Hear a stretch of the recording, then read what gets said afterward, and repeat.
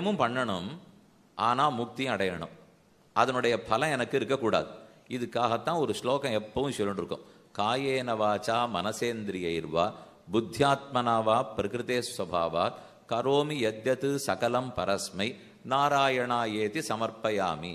நான் செஞ்சிருக்கிற எல்லா நல்ல காரியங்களுக்கும் பயனில் எனக்கு விருப்பமில்லை.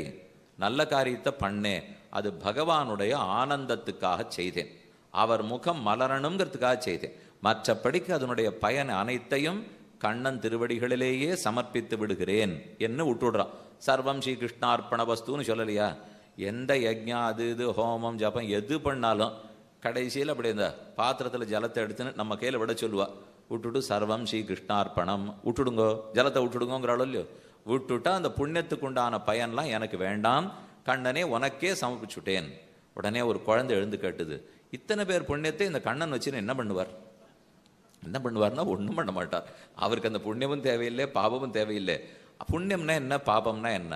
பெருமானுடைய திருவுள்ளத்தில் மகிழ்ச்சி ஏற்பட்டால் புண்ணியம், அவருடைய திருவுள்ளத்தில் சற்றே கோபமோ சோகமோ ஏற்பட்டா பாபம்.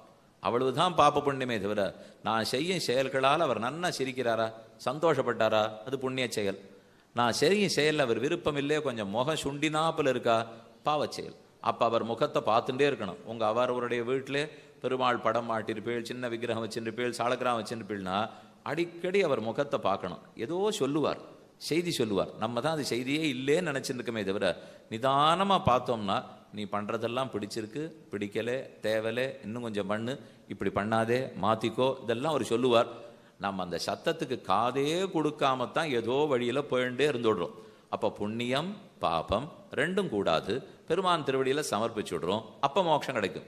இதை சொன்ன உடனே இன்னொரு பிள்ளை எழுந்திருந்து கேட்டார், புண்ணியத்தினுடைய பயனையெல்லாம் பெருமாள்கிட்ட விட்டுடுங்க, உங்களுக்கு அது பாதிக்கவே பாதிக்காதுன்னு சொன்னீரோ இல்லையோ, அதே மாதிரி இன்னொரு பக்கம் வச்சுட்டா என்ன, பாபத்தையும் நன்னா பண்ணிட்டு சர்வம் ஸ்ரீ கிருஷ்ணார்ப்பணமஸ்து அதையும் சொல்லிட்டா என்னப்போ, பாவத்தை பண்ணிட்டு கண்ணன் திருவடியில் விட்டுடலாமான்னால் அதை அவர் ஒத்துக்கலையே. எனக்கு பாவம் செய்யறது பிடிக்காதுன்னுட்டார். புண்ணியம் செய்யறது பிடிக்கும்னார், பண்ணுறேன், ஆனால் பண்ணினா வேற ஆபத்து வருது, அதனால பயனை விட்டுட்டேன்.